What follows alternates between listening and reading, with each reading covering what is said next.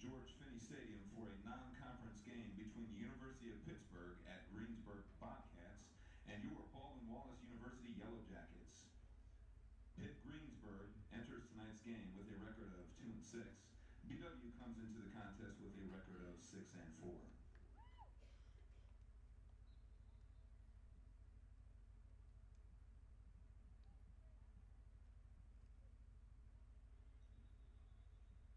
Here is the starting lineup for the visiting Bobcats.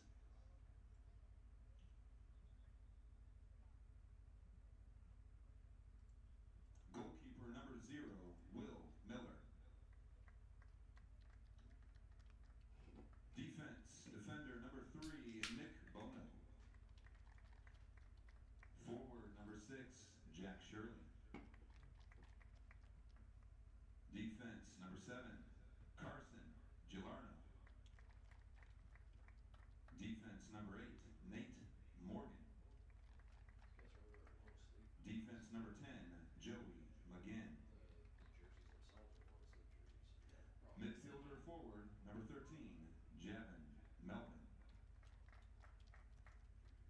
Midfielder defense number 16, Nick Thomas. Forward number 19, Tyrell Domes. Midi number 20, Dylan Willard. And rounding out the Bobcats lineup, defender number 26, Garrett Riddle. Head coach Mark Bucci.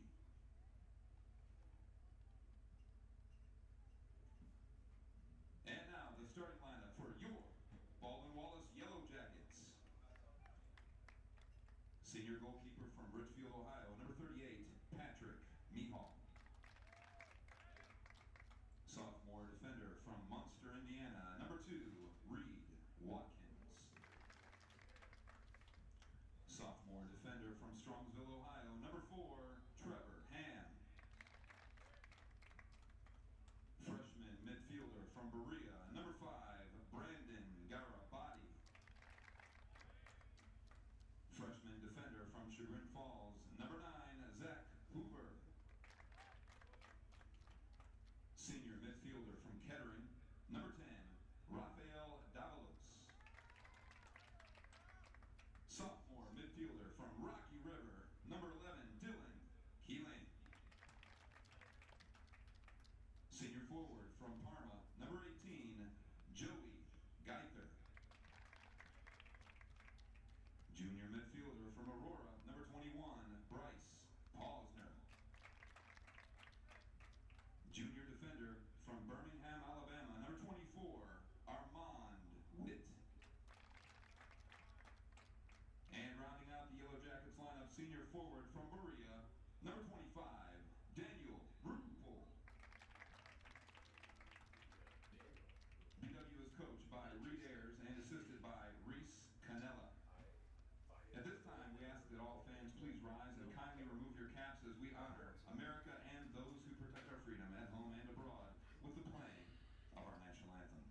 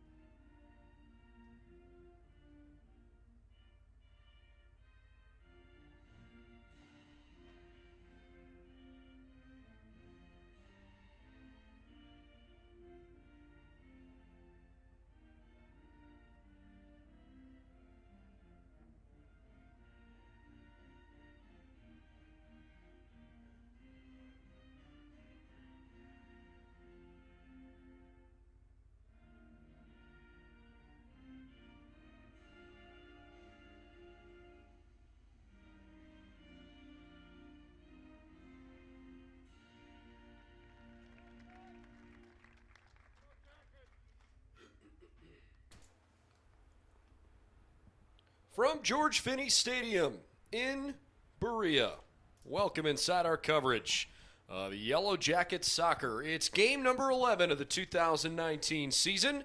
Baldwin Wallace at 6-4, coming off of a shutout victory on the road last weekend at Olivet.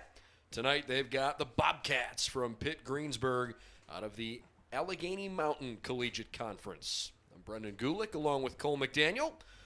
Cole, it was another terrific outing for the Yellow Jackets on Saturday, including Danny Ruppel's 2 goals in 13 seconds. And he now is the national leader with 14 goals. He is 2 shy of any other Division III player. And while we certainly talk about Danny quite a bit on our coverage, that in particular probably warrants some special notoriety. Yeah, and it's a deserving notice because, Danny, he puts up great stats through all of his career, and that's one of the reasons why he's the all-time points leader, the all-time goals leader here for Baldwin Wallace. But this year he's putting up fantastic numbers. We haven't even hit conference yet. We've still got this game, and then we hit conference, and he already has 14 goals on the season, like you said, leading the country, 2 more goals than any other player. So that's really impressive, and Ruppel's going to be looking to get some goals today. You certainly pointed out it's a big opportunity as we get underway tonight.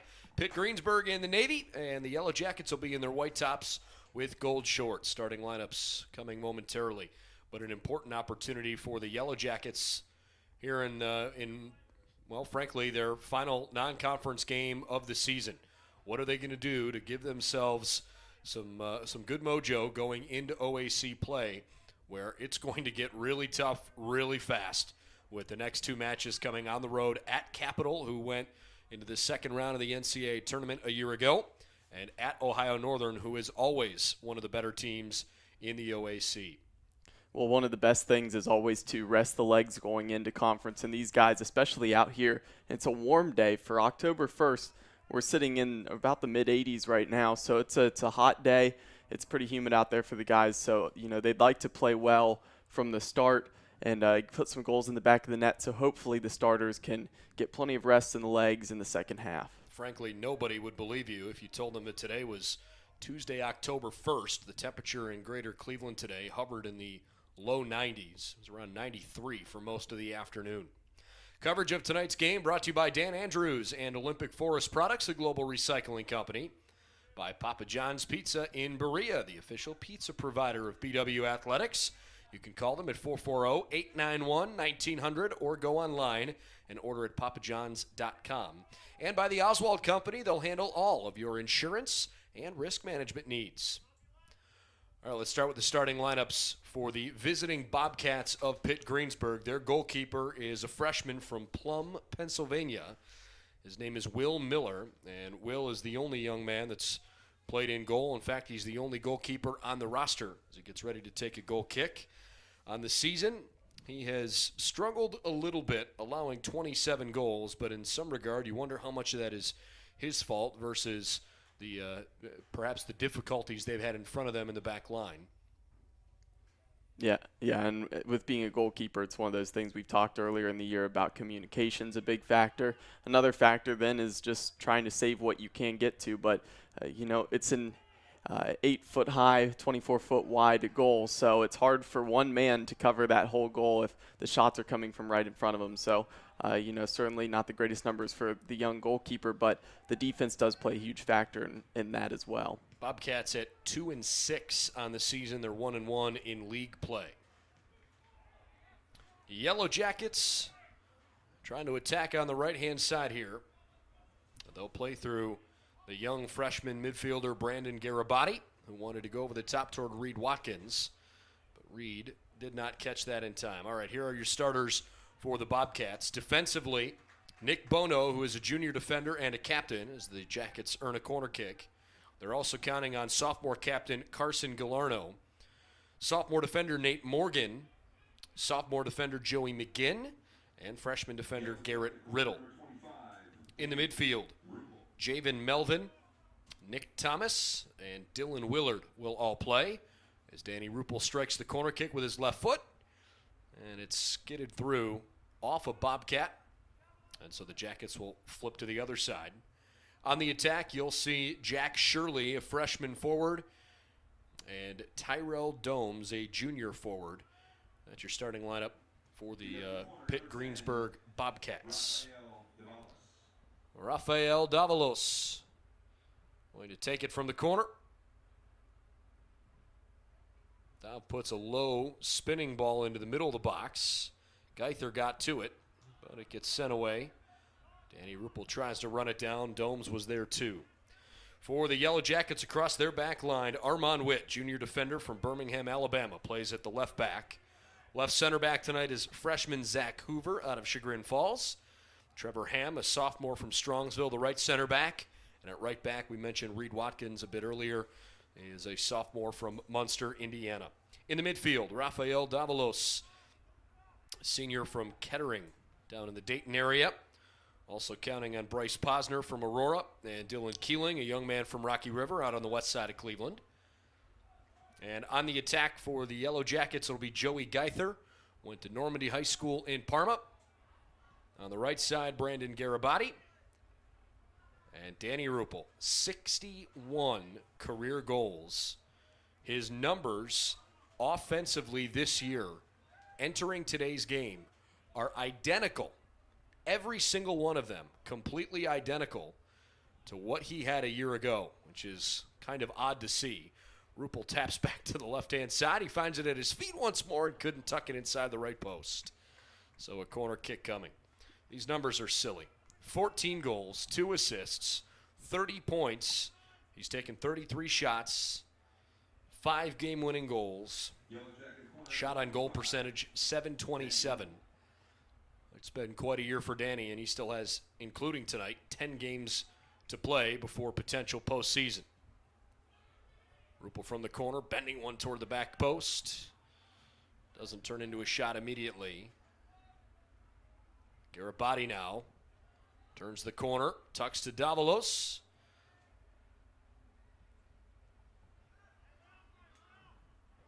Boy, I thought that might have hit somebody's hand. Yeah, definitely. That should have been a handball right there. Pretty clear, but official missed it. Speaking of the officials, today's lead referee is Tim Dickin. John Talley and Mike McCullen are his assistant referees. All right, let's start on the BW side, Cole. I know this is an important game for the Jackets. In particular, what do you really want to see BW do well tonight so they can take some momentum into conference play? Well, the big thing is, of course, coming into this game, just as we saw it, all the players would have seen it too. Greensburg has struggled with teams that the Yellow Jackets have really handily taken care of. So it's one of those things when you come into the game, obviously the coaches will say, we just want to play well out here. But then the players also want to get plenty of goals. So I think the big thing is just try not to pad stats too much, but treat this day like, let's get the ball down, let's move it around, let's play properly. Sure, we want to put up a bunch of goals, but let's play right, because that's what we're going to have to do once we hit conference very soon. Left-hand side, Carson Galarno sends it out for just a moment. Now Garibaldi, staring down 2 defenders, loses it. To give folks an idea that might not be aware, backing up what you just said, BW beat Chatham 6-1. Chatham beat Pitt Greensburg 5-1. That was one in particular, the Jackets with a 5-0 win over Pitt Bradford. Pitt Bradford beat Pitt Greensburg 5-0. So those couple games in particular really jump off the page at you as some results that the Yellow Jackets think could give them an advantage tonight, and yet sometimes you get trapped in games like that, and you have to be careful not to get lulled to sleep or play somebody else's game. Stick to what you want to do and let it ride. Well, and the one thing I'm noticing already is Pitt Greensburg, they're not really sitting back and just trying to pack the box. Sometimes you see teams try to do that, so they let you get the shots. Well, a good steal here from Geither. Joey has it deflected, no foul, runs back after it. Ruppel, one time with the left foot. Good diving save from Will Miller. Nice response there by the Bobcats, but another early chance on a Yellow Jacket corner. And I was mentioning that sometimes you see teams pack the box and they let you have the shots, but try to cause a lot of deflections and try to not really let much happen. As for Pitt Greensburg, they're trying to go toe-to-toe right now with the Yellow Jackets, especially with not a bunch of subs on the bench. It's going to be hard to go a full 90 minutes that way. This is Rupel on the short corner, turns and rips one, just barely misses the back post from that angle. Rolls it a little too firm. That was the 4th BW corner. We're in the 9th minute. So opportunities have been there for the Jackets so far. Pitt Greensburg has hardly had the ball offensively to really have any kind of build-up. Bono switches over to Garrett Riddle. Played forward toward Willard and intercepted. Keeling. And now Garibaldi. Keeling once more, back to Davalos. Posner with an opening. Takes a shot, rips it off of the freshman defender Riddle. Geither trying to keep it alive. Good creativity from Nate Morgan. BW throw.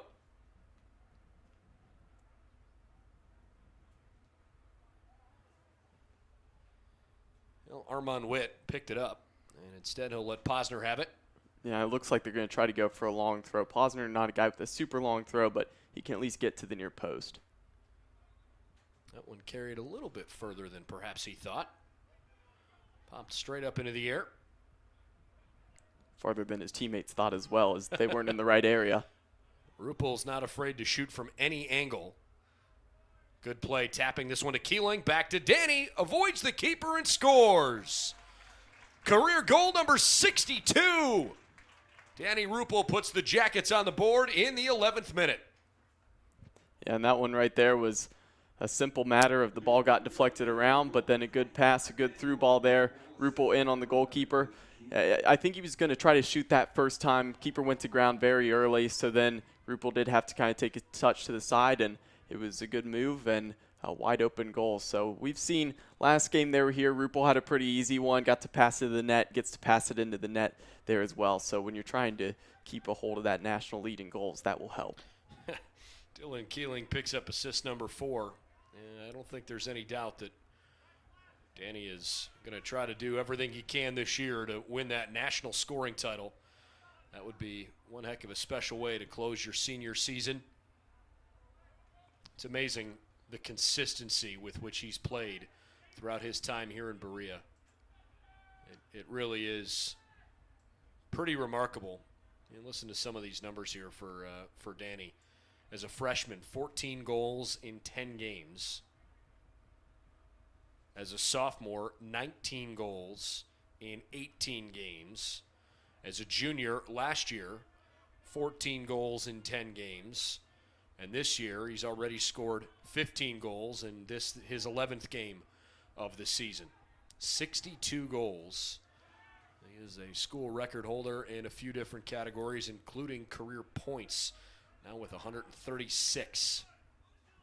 Well, and the funny thing about that, too, is Danny would rather play on the wing and use his speed and cut in if he's on the right side, but due to lack of size or other things like that, or Reed wanting him to be in the middle, Danny's been in the middle pretty much the whole time, and you have to give credit to his wings and his midfielders for finding him.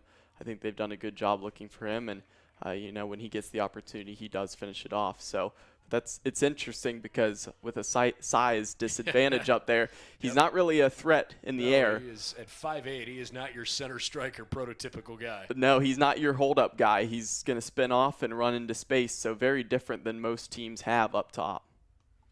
But it has been effective for sure while wearing the brown and gold.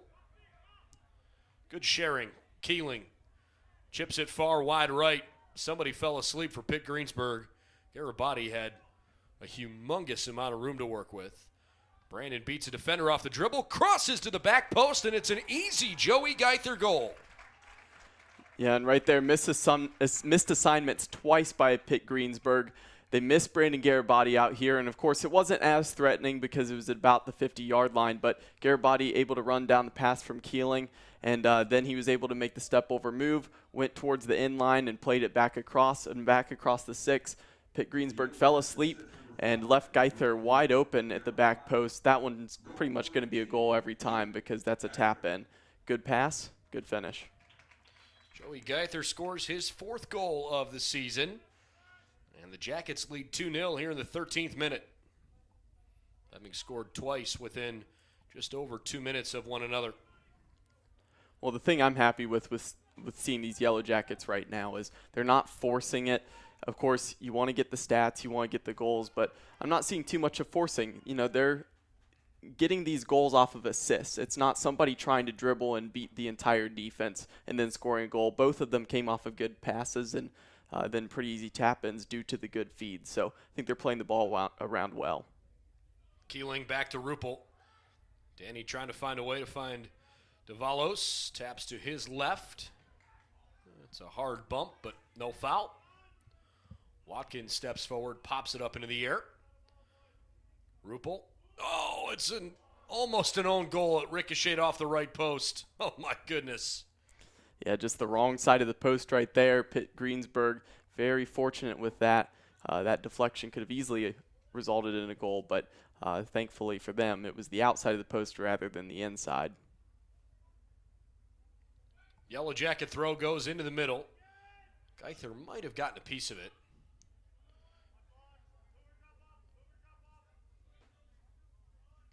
Galarno lost it. Watkins sent it across. Chested down. Ruppel behind him, taps to Keeling. I saw the official put his whistle up to his mouth. It was almost like he thought about calling a handball there, thought better of it, and on second guess decided to put it back down and not make the call. I agree with you. It looked like he might have whistled what perhaps could have come off the right shoulder area. Meanwhile, the clock has stopped here for just a minute. Tyrell Domes looked shaken up. So hopefully he's okay. No substitutions needed on either side. Yellow Jackets have already taken 6 shots in the first 15 minutes. 2 have gone home. And they've had 4 corner kicks.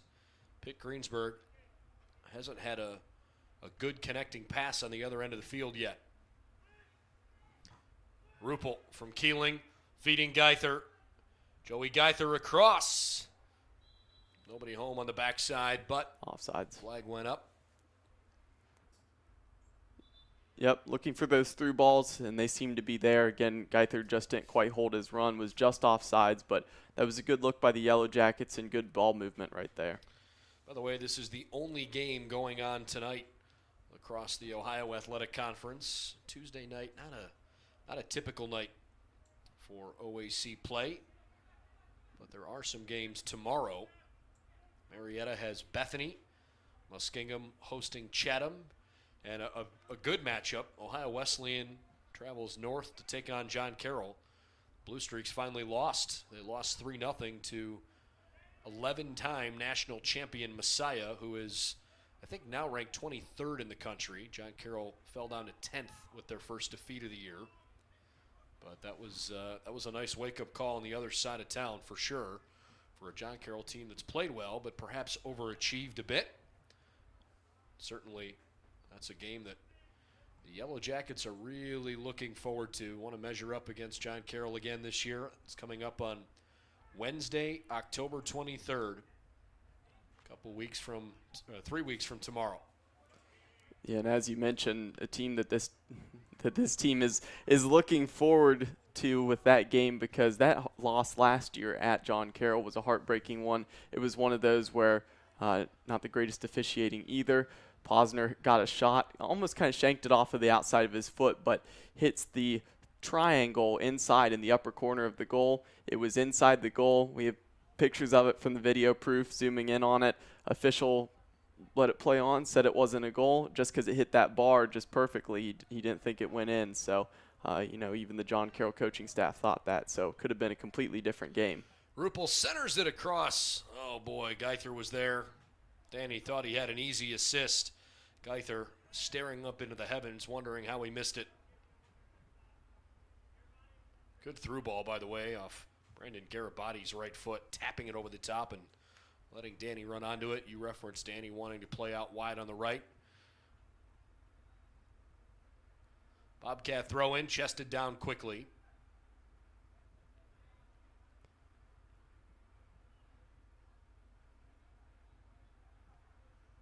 When we saw some success with Danny out wide this summer as well when he was playing with Cleveland SC.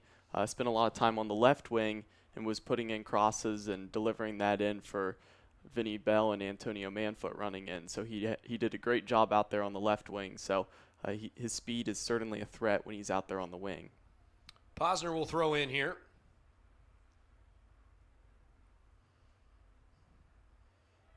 It's a decent throw into the box. Headed back toward Davalos. Raphael chips over the right side. Needed a little more weight on it. Watkins to throw in.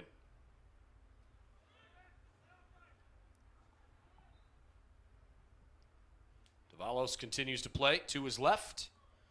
Geither's tap ahead was intercepted. Boy, that's a pretty dangerous decision by Will Miller. Got to get it out of there quicker than that. First-year head coach Mark Bucci sitting over on the far sideline, and unfortunately for him, this is becoming a familiar sight. His team has picked up a couple of victories this year, including last time out, 3-2 win at Hilbert. Although Hilbert is winless on the season. They are, but when you're looking for victories, you got to take them anywhere you can get them, and Pitt Greensburg at least coming in on the right note. Yep. But there's no doubt they've had some lopsided losses. 7-0 against W&J. We mentioned the 5-1 and 5-0 losses as well. Well, and I do have to give first-year head coach Mark Bucci some credit right now. As I'm watching this team, you can tell that he's instructed them and has them trained to try to play. They're not just launching the ball out. They're trying to move it around. The ideas are there. It's just a young team, and they don't quite have the talent yet to do that. But as he gets more time to work with the team and they go through some recruiting classes, maybe they can get turned around to a point where they're doing exactly what they want to do and playing it around. Justin Campbell comes on for Joey McGinn for the Bobcats, and Attila Nagy Jr. replaces Rafael Davalos. And Nagy playing in at the 6 at that center defensive mid spot, and he's a guy who you saw at left center back through the whole first part of the season, and now moved back up into the midfield, which is where he played last year. Moved back up into there prior to conference play. A lot of that is because of Zach Hoover playing well back there.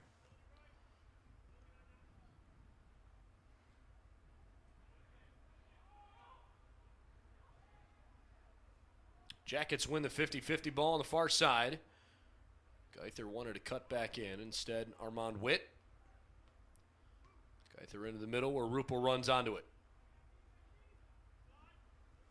Nagy back to Trevor Ham, who's not had many touches yet tonight. Garabati, good slip through ball.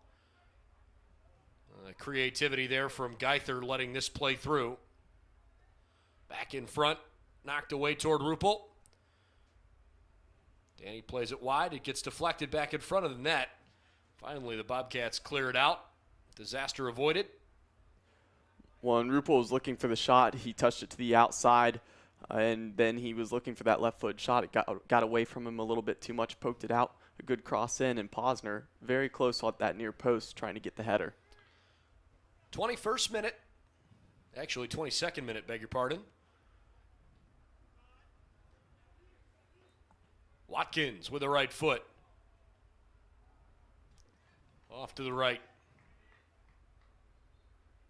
Good ball in. Miscommunication between the two seniors, Rupel and Geither. I think both were trying to go for that header, and last minute looked like Rupel backed off. And then Geither, his header just went a little bit wide. Perhaps you may hear some whistles in the background as we hear in the booth. I believe the lacrosse team is practicing on an adjacent field. There were a couple times where I thought that somebody had played through a whistle, but I must be hearing it from a different field. I'm completely with you. I heard about two of them and looked down, and center official didn't have his whistle anywhere close to his mouth. So I can see the reflection, though, just in front of us of the lacrosse team practicing. This one's for Danny Rupel. Lots of options. Danny to his left foot. He's being tugged on the side. Good defense. Ahead here for Shirley. Jack Shirley spins around. He was playing wide on the other side of the field earlier. Some miscommunication there with his captain teammate, Carson Galarno. Turns into an opportunity for Posner. You know, the 5 defenders have done a pretty good job for UPG. Perhaps if they only had 4 in defense, this 2-0 deficit would be worse. Well, and that's exactly what Olivet did last game versus the Yellow Jackets. They played 5 in defense, tried to double Danny Ruppel. Again, did not work. 2 goals in 13 seconds, but you can kind of see that they're not necessarily playing a system out here, Greensburg, with doubling the forward up top, but they have been playing almost a little bit of a diamond at times where it's almost kind of like a 6 tucking in as well. Andres Fabian and Jared Witt. Jared Webb coming on. Ruppel checks out. Did you see who else checked out of the game? I did not catch it. Looks like Geither left the field. Yep, Geither out and Fabian in on the left wing. All right, tapped ahead for Webb. Got it in the corner. Good centering pass. And a jacket throw. Coverage of the Yellow Jackets tonight brought to you by Jimmy John's in Middleburg Heights. We're freaky fast, so your sandwich arrives freaky fresh. Call us at 440-625-0745, or you can order online at jimmyjohns.com.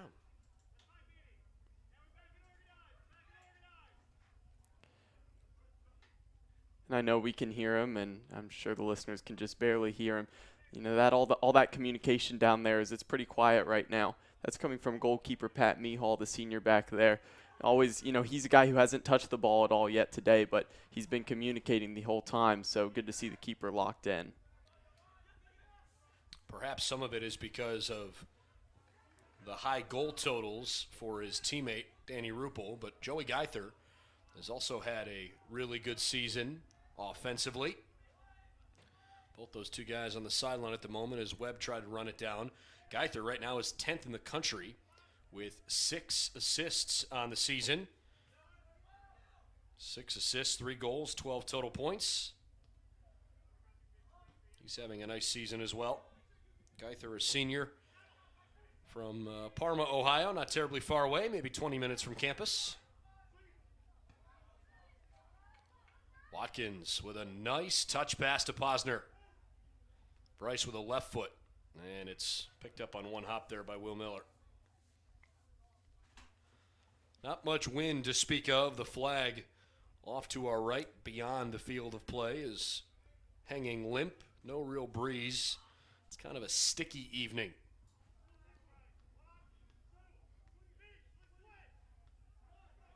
Posner.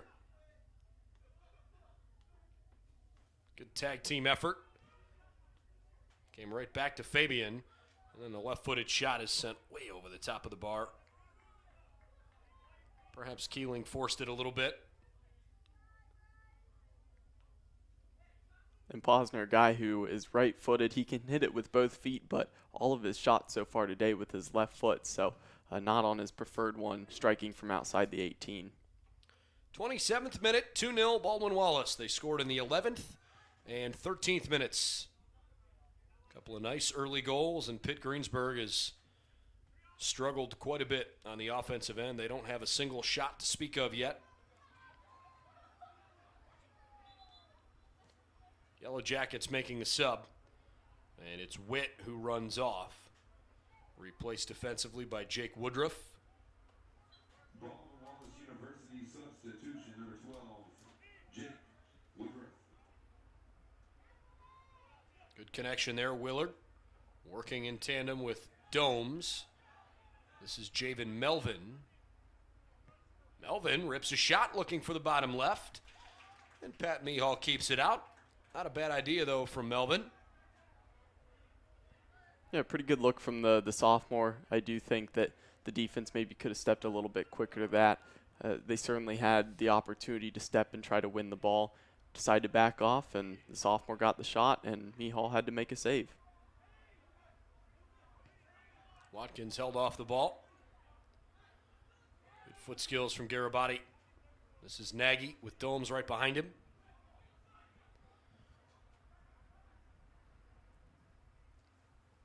Playing wide up on the left.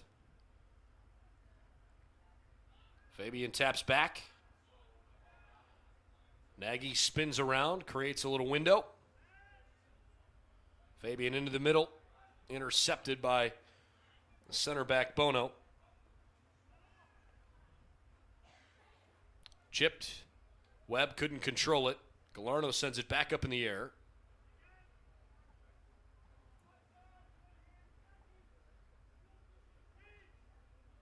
Posner hits it to the left. Fabian. He wants to rip a shot, and that is a whistle from our field of play. Yeah, and that offsides on the far sides. It was an over and back situation. Fabian tried to move behind the defense, and then when he stepped back, he did not get back in time, so the offsides flag went up. Well, we mentioned Capital and Ohio Northern and John Carroll, but they're not the only three teams and in conference that you have to be careful with. How about Mount Union this year? Purple Raiders at 6-1-1. They lost their first game of the year in overtime against Penn State Barron, and their last match out. They have wins over Worcester, Carnegie Mellon, Hiram, Defiance, Geneva, and Denison. And they drew Case Western, who is another good team this year. Dylan DeRoss checking on, by the way, for Pitt Greensburg. Mount Union is off to a really good start here in 2019. They open up conference play at Otterbein on Saturday before coming home to host John Carroll.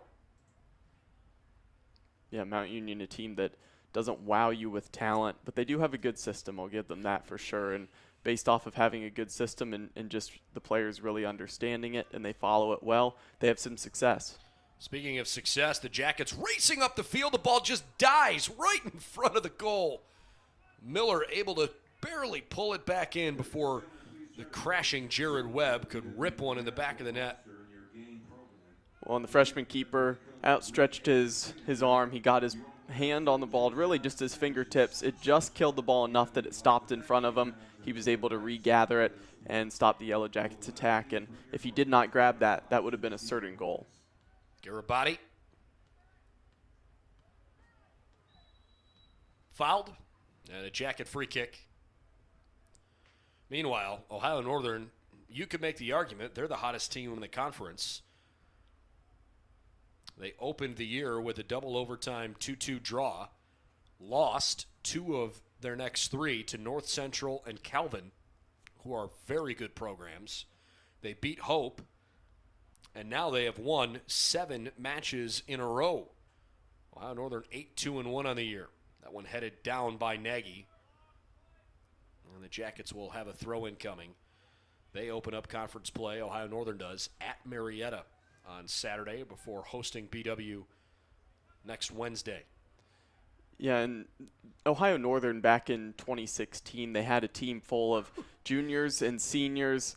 You know, they had their all-time leading goal scorer. They were top 5 in the country. That was a very impressive team. And then after that, of course, they lost a lot of guys with that senior class. They almost went into a rebuild, and an Ohio Northern rebuild for them was still kind of middle of the pack in the conference. They were still a good team, just not quite there. And now they've kind of regrouped. They're back to having an older team, and like you said, they're hot at the moment. Well, and frankly, Ohio Northern, I know a lot of people have looked at John Carroll because of the success they've had the last couple of years.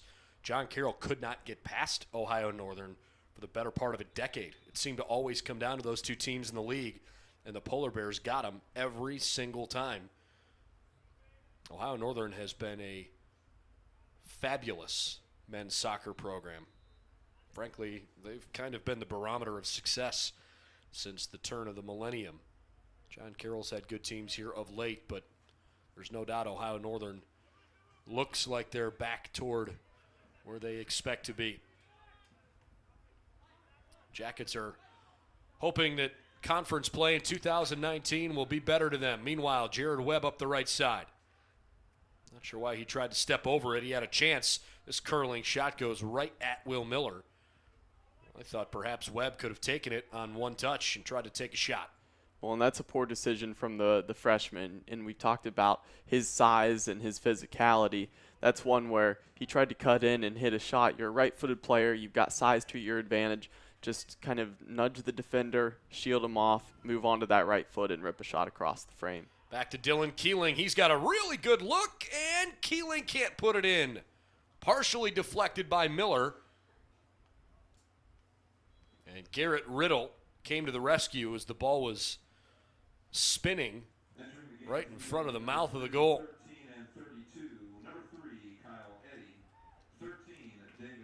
Kyle Eddy, David Quayle, and John Teskar all coming on here.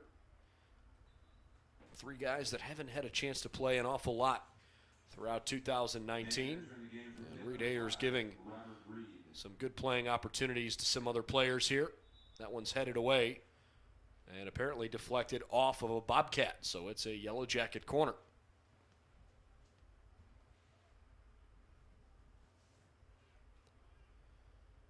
Just over 11 minutes remaining in the first half. That one is headed into the upper corner. Oh, what a marvelous goal. Outstanding. Making it 3-0. It's Kyle Eddy right in the scoring column. And Pitt Greensburg only sent one player out to defend two. Quayle passed it in. Taskar gave it right back, and then Quayle hit in. I thought he was going to whip it in with his left foot and try to swing it in. He went with the right, so the ball was curling away due to that. Went straight into the path of Kyle Eddy, and the freshman able to flick it on right up into the top corner. Congratulations to Kyle Eddy, the freshman midfielder from Greater Columbus. He's from Olentangy High School down in Lewis Center. Kyle Eddy has his first career collegiate goal, and the Jackets now lead 3-0. And he couldn't hit that one any better. Yeah, not the tallest guy, and couldn't really ask for a better header than that. Not the greatest defense on his back, but he got the flick on, and you can't really ask for much more. When you're not even looking at the goal and you flick it and it goes into the upper 90, that's a good feeling. He could not have placed that any more perfectly in the top corner. And a guy that needs some credit for that for sure. He got his assist, but David Quayle, the guy who transferred in from Wittenberg and has been here for now his second semester, he played a great ball in there, and it was a great job finding Eddy there. And he's not the biggest guy, and David Quayle actually the shortest one on the team, but he's quick and he's got good touch with the ball, and he can definitely swing it across, and you saw it there. How about that? Two guys, you're right, it was a great pass. Two guys that came on and within 60 seconds connect with each other and put on the third goal of the night. So it's 3-0 here in the 36th minute. Intercepted. Long right-footed shot. A little optimistic right there. You got to really get a hold of that one to get it in air and get over the keeper. Foul on Reed Watkins, sending Campbell down to the turf. Jackets have one additional sub waiting on the far side of the field. Looks like Michael Duzis is over there ready to check in. Duzis, a sophomore from Firelands High School. Excuse me, I take that back. I believe that is Alex Kleck, the freshman. I was about to give you credit for the Hawkeyes. You having the ability to see that so well. We'll find out who it is when he comes on. Yeah, and you have the binoculars. I know. I couldn't see his number. I wasn't going to say who it was. I was just going to trust you. I've been around these guys. I can tell by their cleats as well. I'm sure. I am sure. Free kick coming here. Carson Galarno. Only one shot so far for Pitt Greensburg. It was a decent look from a long way out. Galarno with the left foot curls one that will turn into a Bobcat throw. It's headed out by Attila Nagy Jr. And they had the one shot, but this throw right here is one of the best opportunities so far for Pitt Greensburg in this half to try to keep it down in the attacking end for, more than 30 seconds. Throw-in comes from Nate Morgan. Right at the feet of DeRoss. And a corner kick. It's deflected out of bounds by Jake Woodruff. So it's the first corner of the match for Pitt Greensburg. Baldwin Wallace 3, the Bobcats nothing. 7:47 and counting before halftime. Final non-conference game of the regular season for Baldwin Wallace. Into the middle, dangerous place. The ball pinballing around a bit, finally sent free.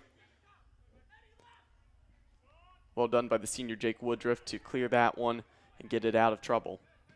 Well, if only for a moment. Jared Webb stuck with it. Good play. Webb with his eyes upfield, wanted to curl it around a defender. And you don't have to play it long all the time. David Quayle was wide open right there to find his feet and then continue to advance. Got a little greedy.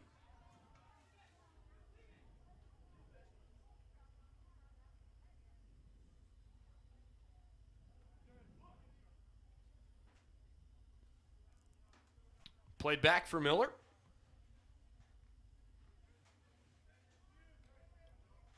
Galarno with his left foot forward.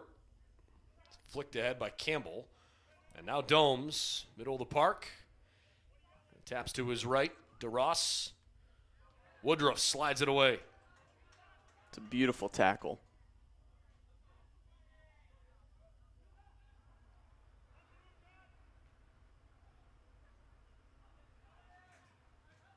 Nagy. Galarno hardly played that one back. So instead it falls to Quayle. Taskar back forward.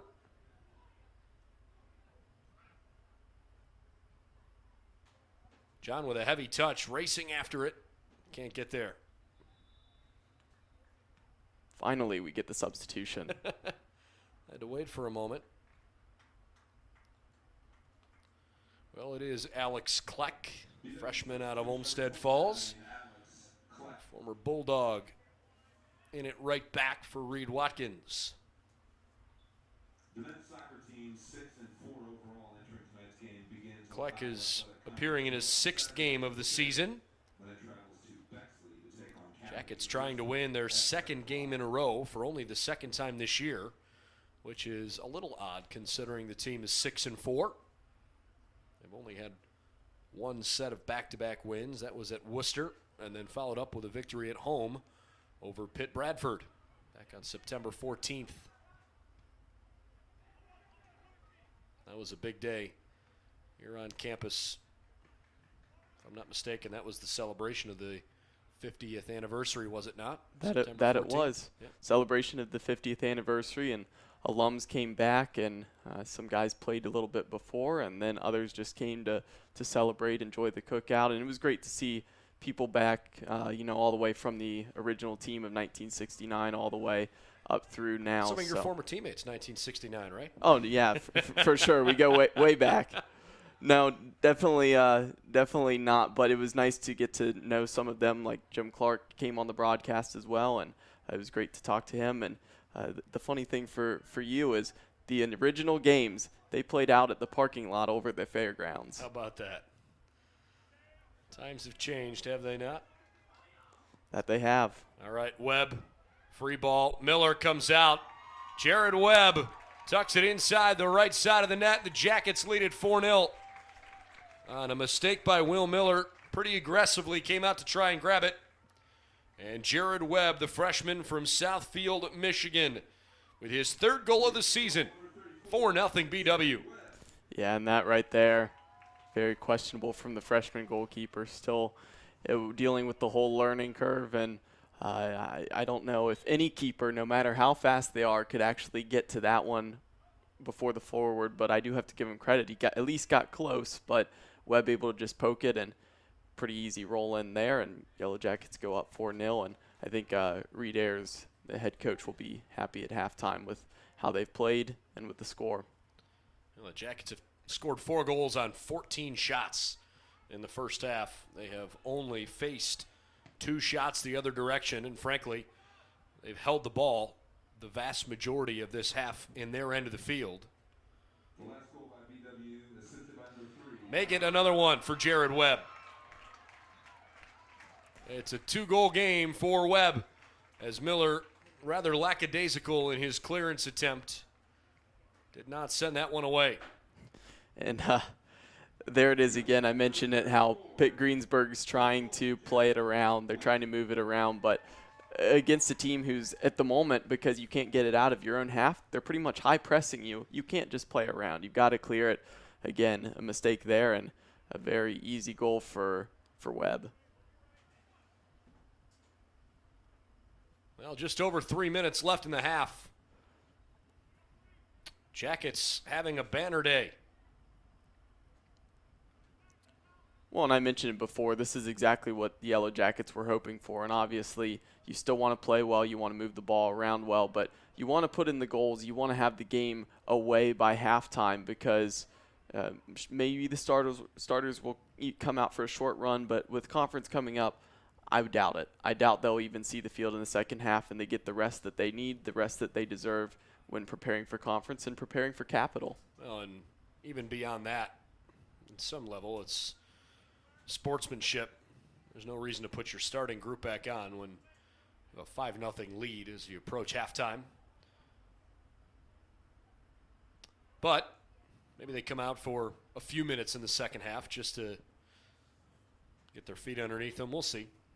Yeah, you never know what will happen, and if they do come out, like we said, it would just be a short run out. It won't be anything long, but my guess is, at this point, everybody's got knocks. It's one of those things. I don't know of anybody who's ever gone in to conference at 100%. So time to rest up, take advantage of the time and the opportunity. Quayle with a beautiful back heel touch. Almost a perfect shot from Fabian. The follow-up missed wide left off Kyle Eddy, who scored his first career goal a bit ago. How about Quayle showing off his craftiness and his mind, and just with that beautiful back heel, and Fabian ripped the shot, and good save by the keeper. That one was directly to him, but with that power, if it was directed just to the side, either way, that would have been a goal. Final 90 seconds before halftime.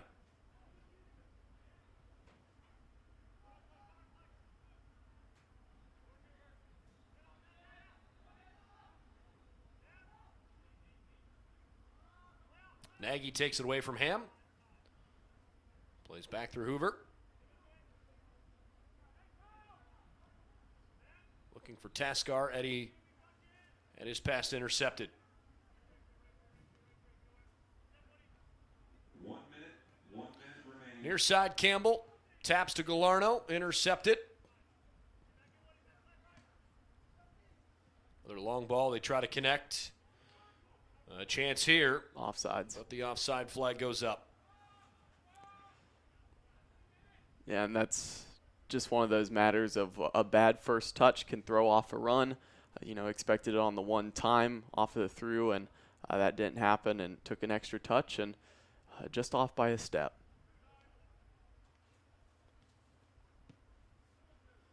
Mihal sends it out. Jared Webb. Oh, that's a pretty egregious effort. I mean, what did you expect? I don't understand why the first foul wasn't called. If you're going to let that kind of play go the first time around, you can't expect him to not retaliate similarly. 3, 2, 1. Well, it's halftime, and it is a lopsided night. Baldwin Wallace with 5 goals in the first half. Danny Ruppel, Joey Geither, Kyle Eddy, and 2 from Jared Webb. And they lead Pitt Greensburg 5-0 at the break. 17 shots for the Jackets, 2 for Pitt Greensburg, on what has been a lopsided game so far this evening. We'll step aside during halftime, come on back with our second half thoughts in about 15 minutes. 5-0 Jackets on BWYellowJackets.com.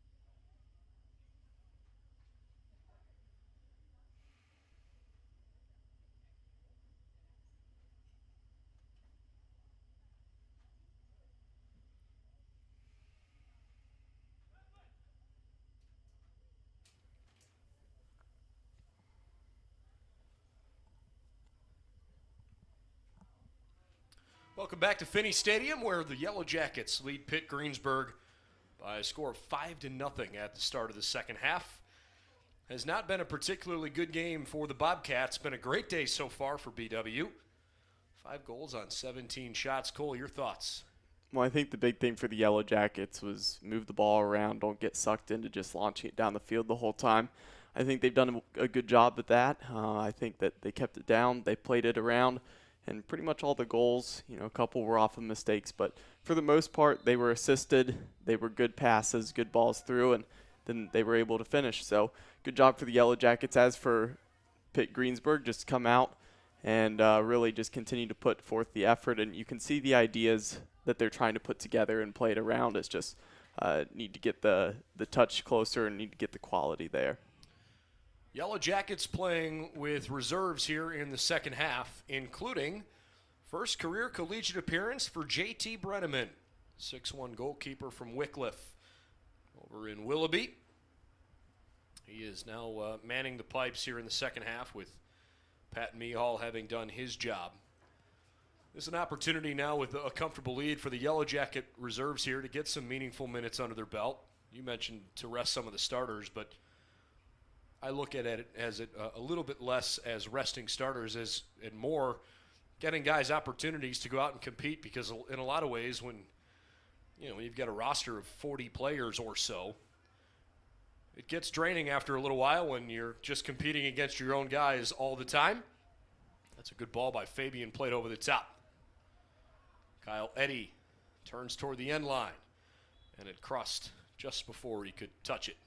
Well, it's not just draining when you're playing against your teammates or you're playing in reserve games, but the other thing that's draining is if you're a sub and you run on for 3 minutes, don't even have time to get adjusted into a game, and then you already come off again. You never get an opportunity in big games like that, if that's your role, to really get adjusted in and get to do anything impactful, unless you do the whole freak 6 seconds at being subbed in, scoring a goal or getting an assist. And that rarely happens. So it's one of those situations where to get time to get in and get more than 5 minutes and to get accustomed to a game, it's important, because just because you hit October doesn't mean your skill and you're playing in a better form or fashion. You might actually come into the season and be playing better. Then the lack of minutes can almost like take away your touch a little bit because you're not used to the game time.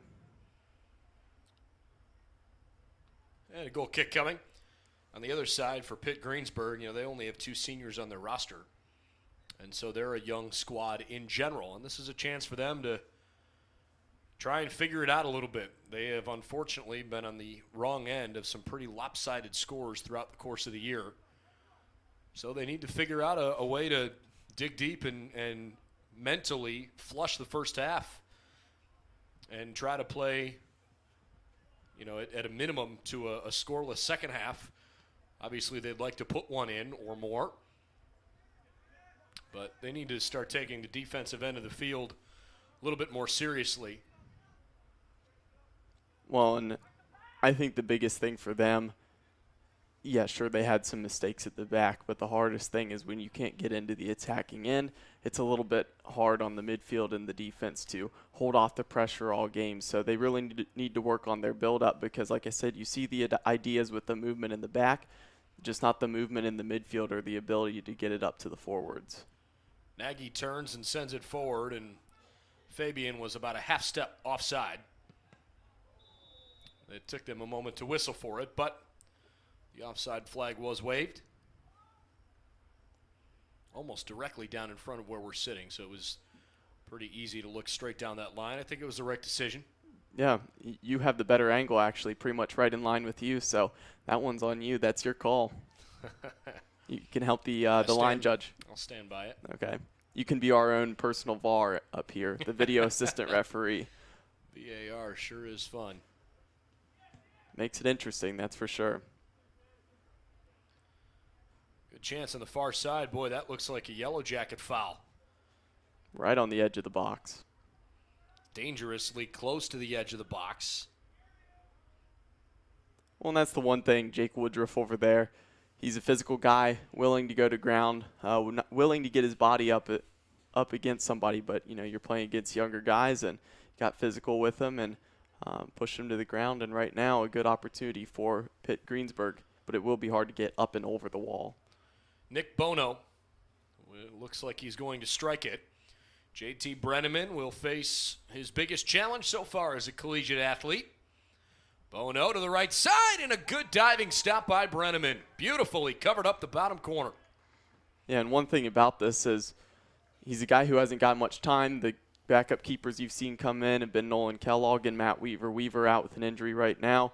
They decided to go with Brenneman, get him his first action. And I'll tell you what, this team has a plethora of goalkeepers, as there's 5 over there.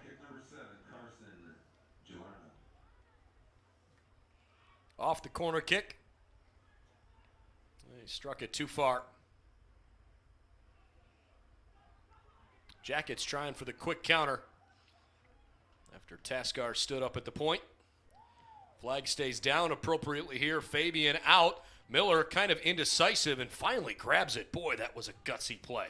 Yeah, and that's very gutsy because we've seen him come out. We've seen him try to go full in and be confident when there wasn't a chance of winning the ball. That one needed the confidence, and he decided to step back. So just that little bit of indecisiveness can cost you. Fortunate that Fabian did not get to the ball. Jared Webb scored twice in the end of that first half. Webb's out wide on the right here for the moment. Taskar tried to step in front. Pitt Greensburg has the run, but they do not have a tactical advantage. Brenneman goes to the edge of the box to pick it up. Final game in the non-conference for Baldwin Wallace. Things are looking good here in the first night of October. 5-0. Danny Ruppel scored the first goal. Joey Geither, Kyle Eddy, and 2 Jared Webb goals highlighted that first half. Eddy pulled off the ball by Nick Thomas.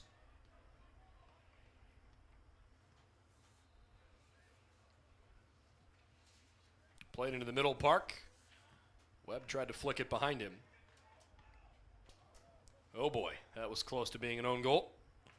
And one of those dangerous shanked clearances that go off the shin guard, and then you're at the mercy of the way that the ball deflects and bounces. That one, fortunately for Pitt Greensburg, was not head towards the frame of the goal because that one would have not been saved, as the goalkeeper Miller definitely would not have been able to reach that one.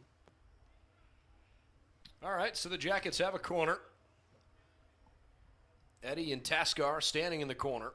And again, they should play it short. Only one person came out to defend this.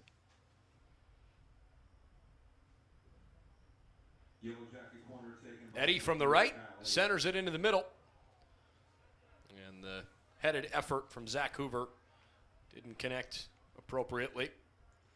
It's a good look, but Eddy should have wrapped around it. He should have tried to get some curl on it. That ball came off way too straight, so it would have been hard for Hoover to not only duck down and flick it back on, but to get the pace behind it with it not really headed towards goal. Morgan. Good effort on the ball up the field. Pretty well covered by Grant Clapwick, freshman from Hinckley. Went to Highland High School and played for the Hornets. The big center defender, 6'4". Oh, yeah. Definitely a part of the future plans for BW defensively. Fabian outruns 2 defenders, finds Webb, who takes a shot, and he's a little too tall. And Jared Webb would have loved a hat trick. Yeah, and Webb had the yellow brick road. He could have walked that into the goal, decide to wind up with nobody in front of him and launch that. Goes over the frame, but that's one where the freshman need to just walk it in and pass it into the side of the net.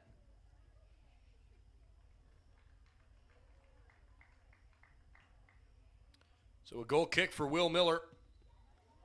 54th minute.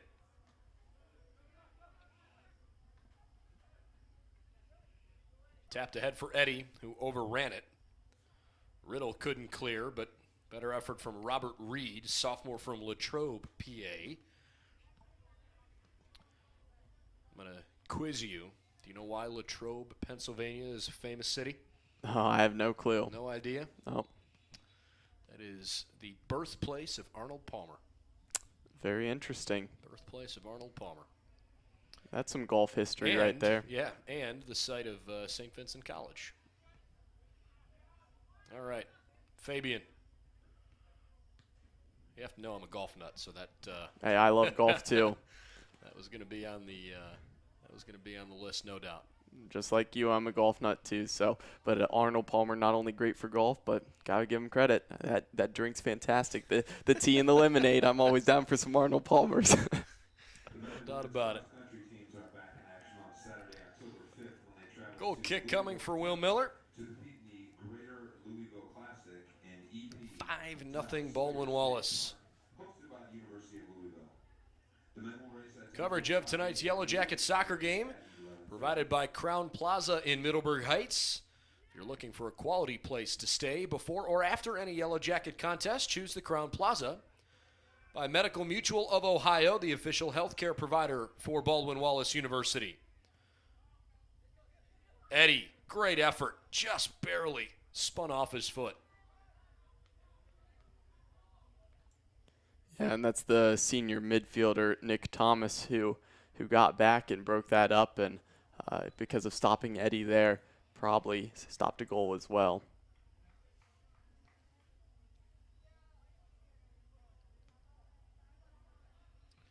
Great to see a lot of the support tonight from some of the other members of the Yellow Jacket Athletic Department coming out to catch the Jackets out on the field.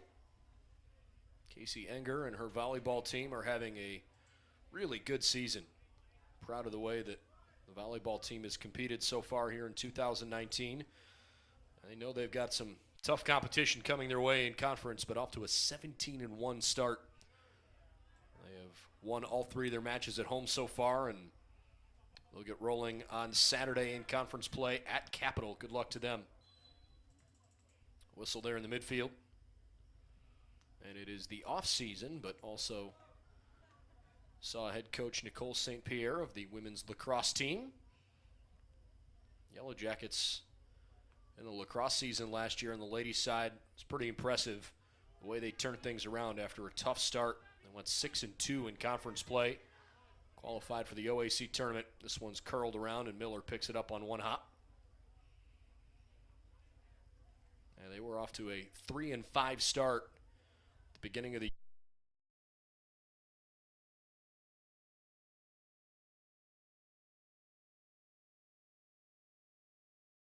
spring of 2020. We'll be here before you know it. Good centering pass. Connection bit off. Hoover trying to cut off Domes. Nagy's there for some help. Plays it back over to Clapwick.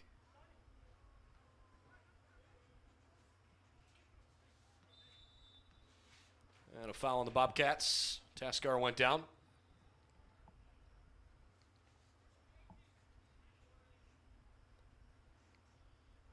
And right here, I know the guys are going up and getting the box, but play it short. Taskar thought perhaps he could fire that bottom left corner, and it went off a Bobcat out of bounds, so a Yellow Jacket corner. They saw it the same way you did. Taskar has really been hitting the long shots today. He turns and puts one right off a teammate, Fabian, into the back of the net. Good goal for Andres Fabian. Beautiful feed from Taskar wide on the right. Yeah, and I'll put it this way. Taskar, optimistic on his shooting, but he's done a good job on the passing side of things, and that's a good cross in. And that was a good play, and Fabian just stood at that front post. All he had to do was flick it on, and that's one thing that Pitt Greensburg, they'll learn from. They'll continue to adjust to, but it's important to get goal side. There needs to be somebody right up on Fabian's back, not allowing him to really flick it on, and they need to have somebody at the front post that is 100% fronting everybody at the front post, and they'll learn from that, and that's good game film right there for them to take a look at. Domes is down, holding his left knee, and the Jackets roll it out of play. Hopefully he's okay. And that's the last thing they want to see is Domes as their leader in points, as he is 6 off of 3 goals so far this year. A little slow to get to his feet.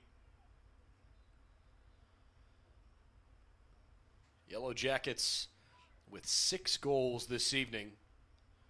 It's been a one-sided affair, but not really approaching a school record. They put up 11 goals against Heidelberg back in 1976.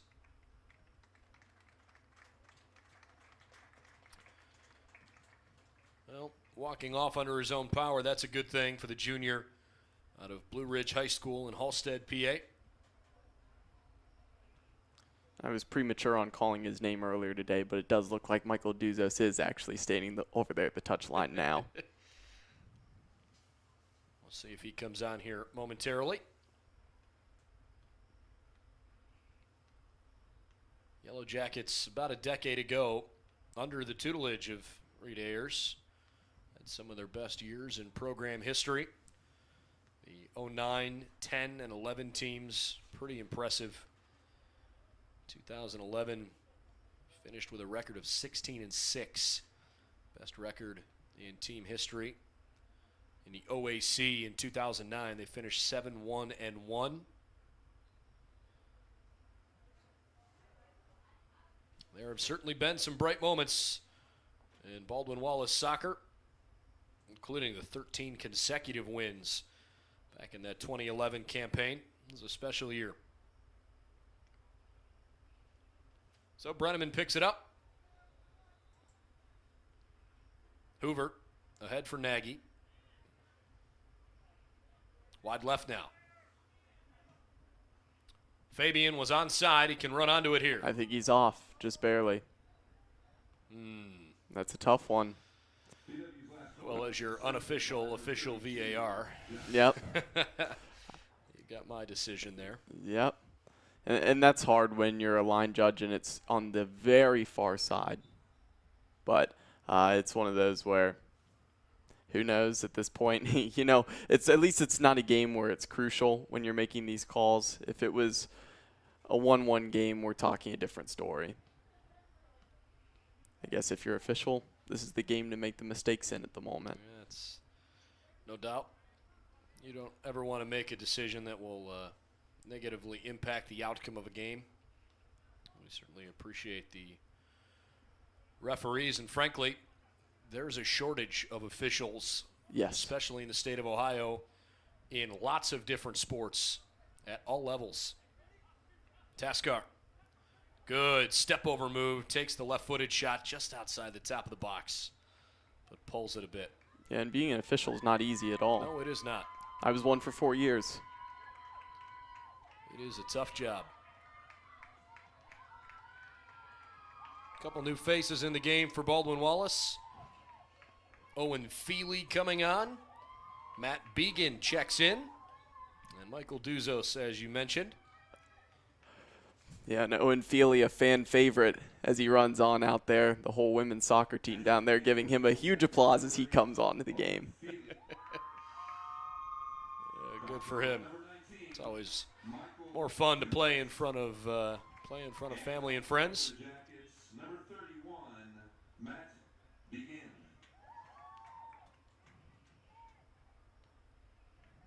That one's out of play. Sure is. They just whistled it such.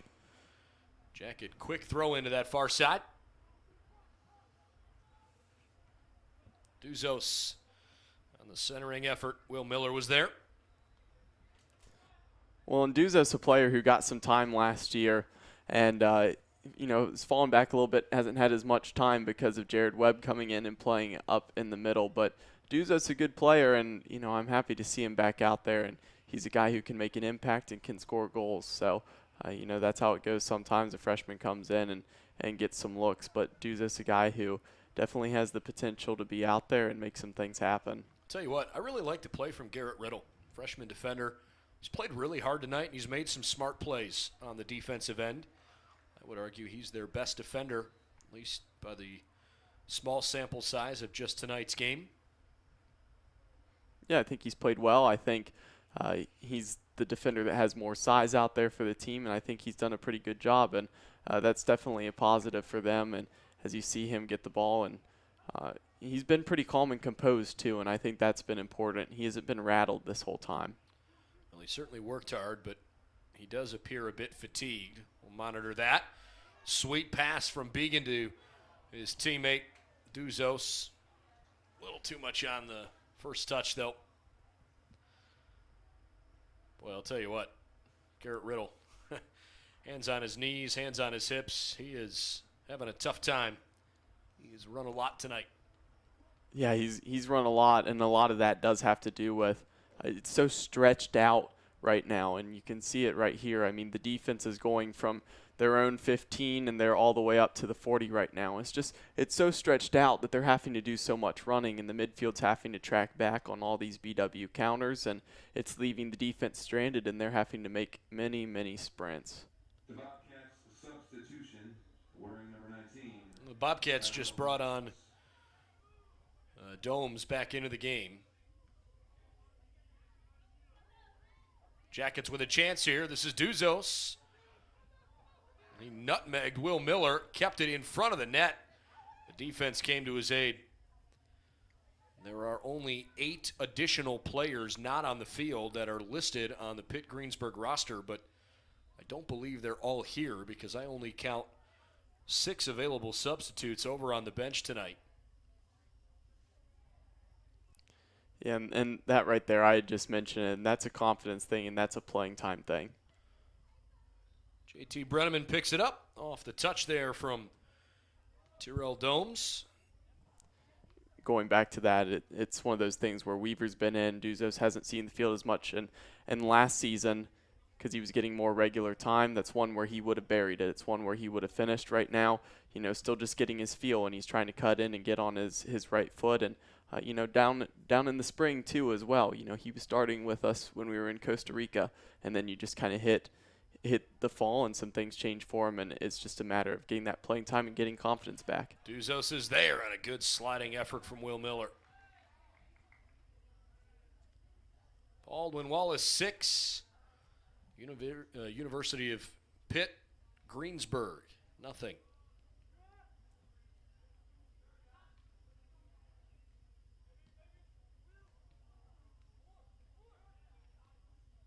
Chipped over the top.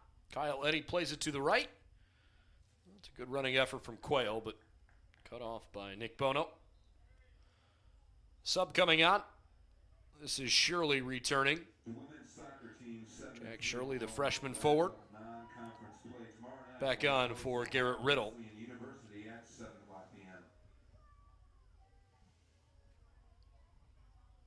Yeah, I thought it was pretty clear Riddle needed a break. But again, I thought he played well.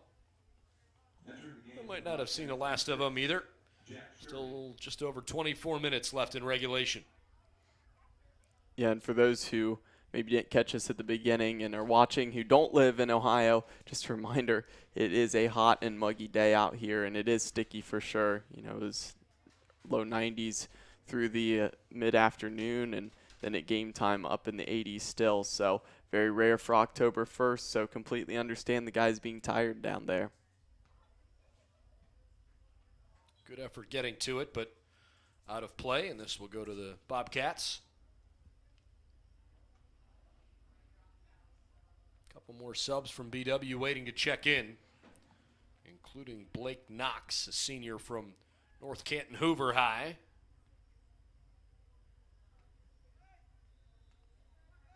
And it looks like it's Michael Colbianchi over there with him. Young guy who's a former North Royalton Bear. Good centering ball. And a good hustle. Began not quick enough, though, for Will Miller. And one thing is, this goes back to the football game on Saturday. We mentioned good nicknames.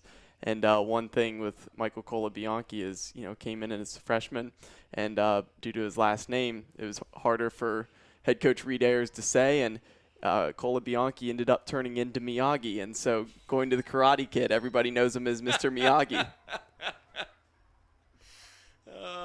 That's classic. That's pretty funny. And he's got Jackets the headband. He sure does. He sure does. Jackets are also making a keeper change here. JT Brenneman's day is over. New goalkeeper for Baldwin Wallace, I believe, is that Brad Leppin or Nate Shepard? That is Nate Shepard. Nate Shepard. Okay. Well, the Jackets have added another. 7-0. Baldwin Wallace, John Taskar from a good ways out. New season high, 7 goals for the Jackets.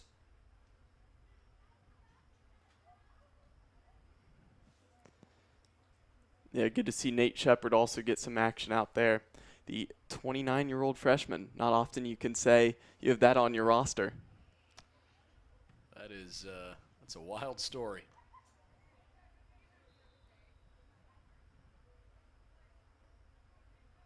Taskar taps to his side.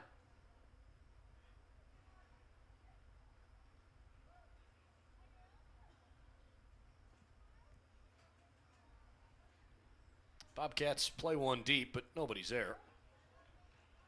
Clapwick back ahead.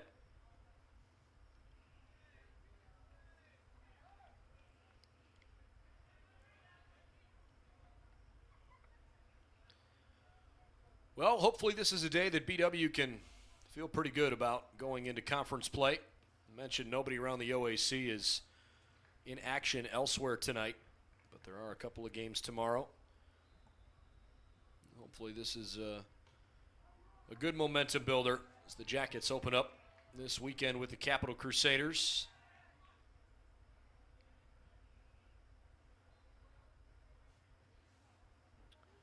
Cuello plays it back. Eddie makes a dangerous pass. Nice effort there from Began. Yeah, and that's one of those where I think got a little excited after he made the good move, and then kind of the adrenaline and being over antsy really struck that ball a little too hard. I didn't see what he was trying to do, put in the path of Duzos, but that one needs to be slotted on the ground. 2 more BW subs waiting to check on. Just over 20 minutes left in regulation. Began making a run after it. Showcases some nice open field speed. But he gives it away. Wins it back. Began turns the corner and got pushed down. That was a sloppy foul from Nate Morgan. Well, and the simple thing you're seeing right now is these younger guys coming in, these subs, they have energy, they've got something to prove. They're coming in and running all over the place, and Pitt Greensburg, they're tired. They're exhausted. It's hard for them at this point. Taskar tried to turn that one toward the back corner. Missed it wide. Yeah, over antsy on that. I don't know why they went early because nobody was set up to run in on it. Looks like Taskar may be coming off the field here. Entering the game for the Yellow Jackets, number 14, Jason Lambert, and number 30. Jason Lambert and Nick Tellisman are both coming on. Taskar checks out after having scored in the 68th minute.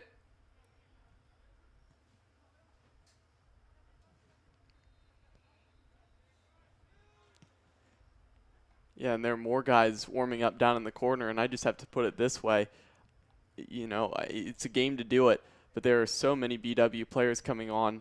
They're cycling through. They're going to get close to, trying to get as many as they can up to that 40. Obviously, some guys have some injuries, so they can't come on, but really putting up an absurd amount of players out there, and it's great to see guys who haven't seen the field yet in their career or young guys who just haven't seen the field yet get out there and get an opportunity. Well, it's a night like this where you appreciate the NCAA rule about substitutions as opposed to the FIFA rule. You have a chance to get guys minutes on a night like tonight. It makes a big difference for sure. Throw in the corner. The Taskar goal for BW was assisted by number 3, Kyle Eddy. Headed back into no man's land. Quayle runs to it. Plays one forward. Boy, Will Miller's a long way out, and that time it was a good thing he was. He had Michael Duzos sprinting at him.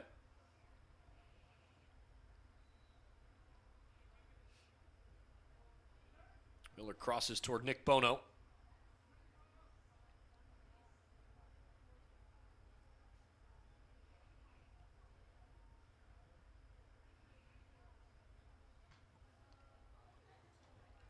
Bobcat throw.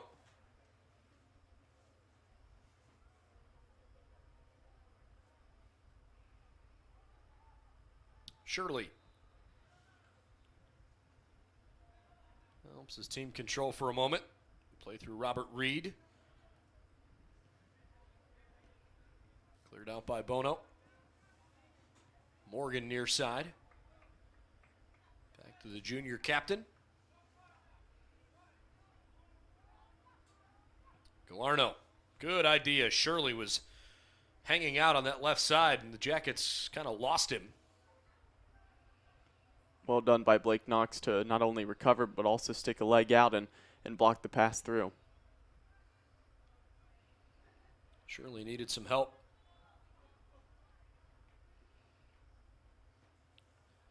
I agree with you. It's obviously been a bad night for Pitt Greensburg, but you can see that they do have a plan of attack here. They're not just aimlessly kicking the ball around and trying to find something or wildly sending it up the field. They are trying to put some possession and some passing together. Yeah, and we haven't seen this team, you know, and despite me playing 3 years, I haven't gone up against this team. Still alive? And so the big thing is, you know, I haven't seen what they were like before. You know, don't necessarily know what that was. But when you have a first-year head coach come in and implement some things that maybe they haven't done before, you can see, especially with these young guys, they want to please them. They want to try, and they're making the effort. It's just not there. McGinn with a long shot, and he knew right away that he didn't hit it well. Clapwick was a step behind him. Surprised McGinn didn't try to take more of a run with that. From October 4th to the 6th, when it travels to Kalamazoo, Michigan, to compete in the Because some teams you'd see come into a game like this, and all they're going to do is, you know, basically almost sit a sweeper and then just try to clear it and just launch everything out and just try to pack the box and see, like, take on 30 shots and try to deflect it. And that's not what they're doing. They came in here, they decided to play straight up and try to implement real soccer, and they tried to play. And I have to give them props to that, props to them for that for sure. You know, that takes something. It takes guts for a team like this who's had their struggles to come in and do that. Began gets a throw for BW as we enter the 76th minute of action. Tellisman will throw. Nick Tellisman from Wycliffe out on the east side. Began's shot was blocked. Lambert plays it deep. Knocks it right back here. Pops it ahead.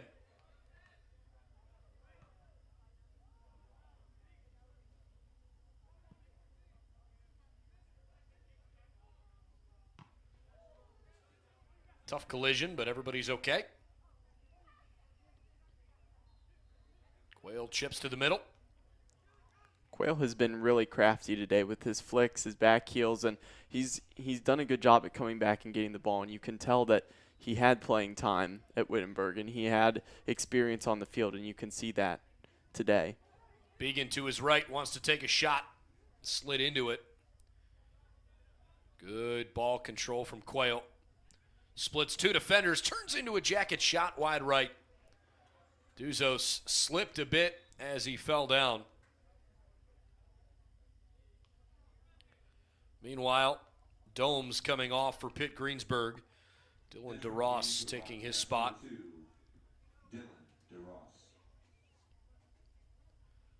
That was good build-up, though, from the Jackets. Yeah, it was a good look and good ball movement, and you saw that nice tight touch from David Quayle and just got knocked off the ball, but Duzos followed it in, just could not put on frame again. Duzo searching for it. You know, sometimes all it takes is a goalkeeper, a goal scorer just to get one, and then they're in that mood and feeling it. From the side, just wide left. Tellisman almost able to put one in. And we've seen this a couple times from the freshmen that have been in. You got a clear path towards the goal and just settling for a longer shot. Again, Tellisman had some room to take it in and try to set him up for a better opportunity, a better angle, and a better chance to get a goal there. Danny Ruppel scored the first goal of the night for BW, only played about 22 minutes. Another good chance here for Began, trying to run around Will Miller and too much pace behind it. Ruppel, Geither, Eddy, 2 for Webb. Andres Fabian and John Taskar have the 7 Yellow Jacket strikes tonight. Yeah, and then with all the assists, so many guys are getting on the stat sheet. No doubt about that. 6 of the 7 goals have been assisted. Eddy with a goal and 2 assists. He's played really well. Quayle with an assist. Garibati, Keeling. Taskar had a goal and an assist. It's been great to see so many guys playing well. BW's taken 27 shots tonight. Only 10 in the second half, though. The big thing for me as well, I think, as we move on through this game, sure, some of these guys want to get in, they want to get a goal, but I think what I've been most impressed with, and some of this is because Pitt Greensburg is tired at this point, and they've still got guys out there who have played a lot of minutes, where they have their very few subs on. It's one of those things that even with second, digging into third string already, not giving up a goal so far, the Yellow Jackets, and that's well done. I see a bunch of guys coming over, and here's one thing you might not know as we just saw a throw. Did you know this Yellow Jackets team has a flip throw on the team? I did not know that. Yes. Tyler Graham's over there, who is warming up, can do a flip throw, and he can launch it to the back post. Very impressive. Tyler Graham's a sophomore from Jefferson, Ohio. It'll be interesting to see him have a chance to do it tonight. Yeah, we'll keep our fingers crossed for that as I see him over there checking in. There are a whole host of Jackets that are over on that far side, waiting for their chance to come on. Frankly, of those that are healthy, not many have not seen the field tonight. Good move. Wide to Began, but he's offside. Nick Tellisman didn't agree. The men's golf team is in action this weekend when it travels to West Lafayette to compete in the OAC Fall Preview, hosted by Muskingum University at the River Greens Golf Course on Saturday and Sunday, October 5th and 6th. 10 minutes left in regulation.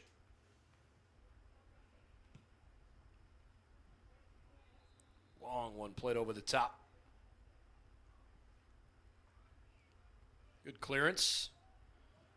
Knocked down by Feely. He goes to the right for Quayle.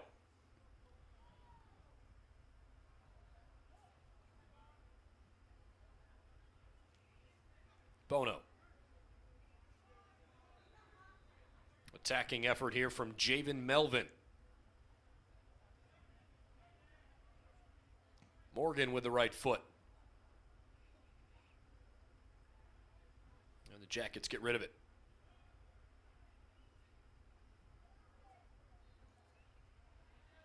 Flag goes up again. BW's been offside a bunch tonight. Yeah, and part of that has to do with Pitt Greensburg being tired and not recovering as much, but then it also has to do with the younger guys getting overzealous and trying to run and get through on the through ball, and they're forgetting. There's a good opportunity. Stopped for just a brief moment by Shepard. And the Jackets defense able to hold on to the shutout. Play by Knox out wide on the right. Yeah, and well done by Shepard to get the first save, but that's one of those where you didn't have the best positioning on it. Ball squared out, and a good job by the defense to recover and make sure that that was not a rebound goal. 5 Jacket subs still waiting at midfield.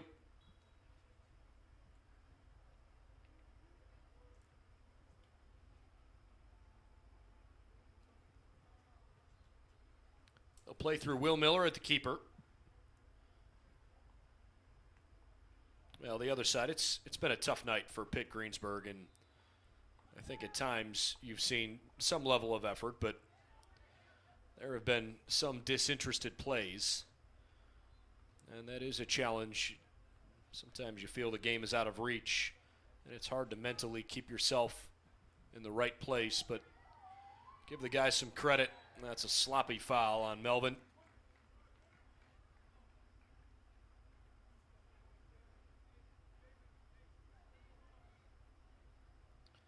I'm a little surprised these guys aren't checking in here. Yeah, they cannot check in on a free kick Can't here. do it on a free kick, sure.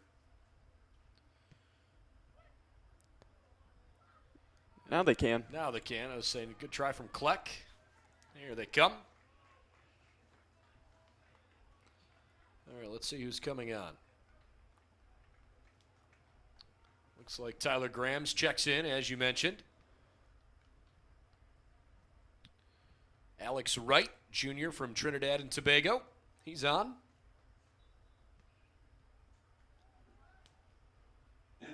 Matt Schnakel, freshman from Fairview Park.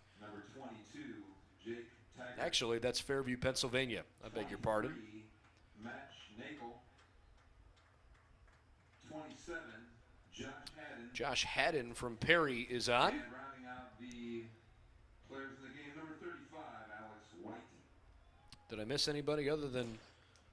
No, I believe you got it all. And, yeah, good job by you to piece that together, because we've gone through almost the whole team. Now 33 guys have been on this park tonight. Holy smokes. Well, Actually, excuse me, 34. 34. Has to be some kind of a record at this point. It wouldn't surprise me. Unloaded that bench. The only guys who didn't go on were really those with injuries for the most part. All right, just over 5 minutes left in regulation. Trying to play on the left side here, Jake Taggart. One of the new faces just came on. Josh Haddon plays this wide left. Schnakel with the left foot up ahead. Good effort from Talisman. 7-0 the score. Baldwin Wallace out front of Pitt Greensburg.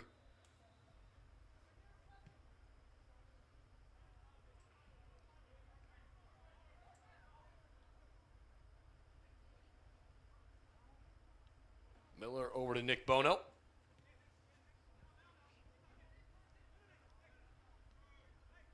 Thomas finally with a negative pass.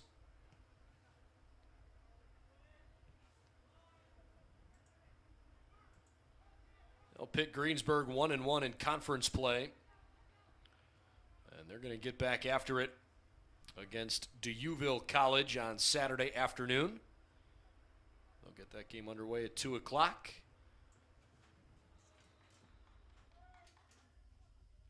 Good effort in that far corner, but slid just a little too late.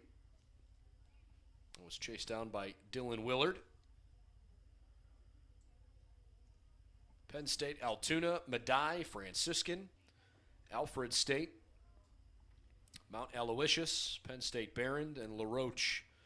The remaining games on the Bobcat schedule. Another sub here as Garrett Riddle comes back in. And Nick Bono heads off. Pitt substitution, number 26, Garrett Riddle. Good chasing effort from White. Alex White showing a good burst of speed. Transfer from Holy Cross College.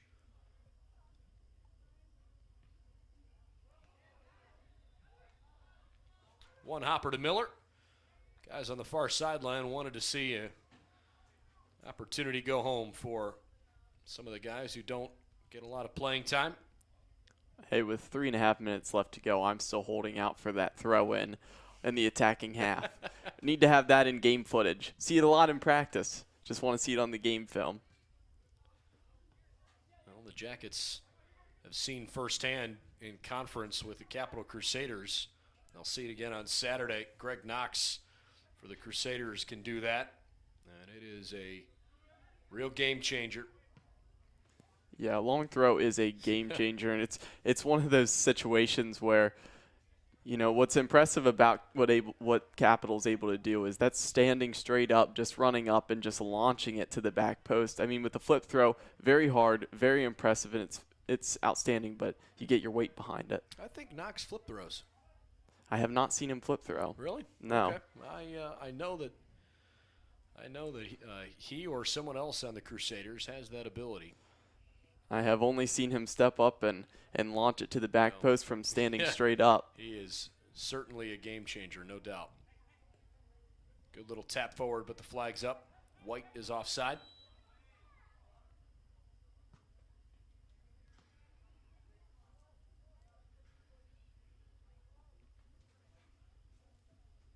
All right, so a free kick coming here with about 2 minutes to play.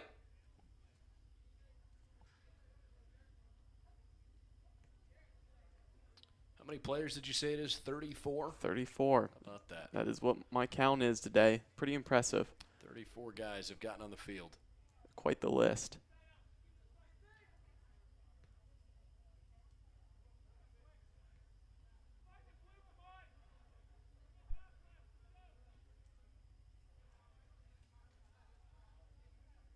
Jacket throw on the far side.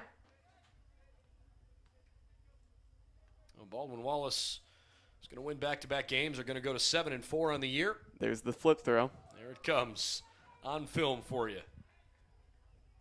From about the 45-yard line. Definitely ambitious. I think they just wanted to get it in there just to show it off. And good hustle from Tyler Grahams there on the sideline to win the ball back. Can hear some of the folks down in front of us yelling, "Do it again." This is tap. Bad strike. White running after it. He was almost offside. Final minute of regulation as the Jackets put together a pretty impressive complete performance, but one in which just about everybody got a chance to play this evening. That one was deflected on the way out of bounds. Man, I'll tell you what. They like to go back to Miller. They like to play it around, but he's got to be a little bit more ambitious to get his touchdown. Here comes the flip throw. It's a good one into the box. 20 seconds left. Jackets trying to cross one into the middle. Grahams is over to it, and it's knocked away. That will pretty much do it. 6, 5, 4, 3, 2. Well, Baldwin Wallace puts together their biggest win of the season. 7-0 over the Bobcats from Pitt Greensburg. As Baldwin Wallace goes to 7-4 and Pitt Greensburg with the loss drops to 2-7. Cole, your final thoughts on a night where the Jackets go into conference play now on a pretty positive note. I think it was important to go out there and just play well and get the starters off and get the other guys some time. So I think it worked out how Coach Ayers and the rest of the coaching staff would have wanted going into conference. I think it's one of those things where you just got to be ready and let some guys rest up and just be ready to go. So I think it worked out well for them. And as for Pitt Greensburg, happy to have them come out and wish them all the best and continue to work on the things that we saw. Continue to improve on that and, wish them the best as they continue to improve and for the future. Baldwin Wallace not only winning 7-0 tonight, but 3 of their last 4 games have been victories, and each of their last 5 wins are all shutout wins. They go into conference play having beaten Waynesburg, Olivet, and Pitt Greensburg by a combined margin of 16-0. They also dropped a 3-2 decision to Grove City in there, but nevertheless, pretty impressive win again tonight. Danny Ruppel scored his 15th goal of the year, 62 now for the all-time leading scorer in program history. For Cole McDaniel, I'm Brendan Gulick. Coverage of tonight's Yellow Jackets soccer game was presented to you by Cleveland Clinic Sports Health. the official healthcare provider for BW Athletics. By American International, if you require a company with proven performance, rely on American International. And by the Courtyard by Town Place Suites in Middleburg Heights. We'll see you again soon. The Jackets at home tomorrow on the women's soccer side. They've got Ohio Wesleyan tomorrow at 7 o'clock. Hope to see you then. Have a good night, everybody.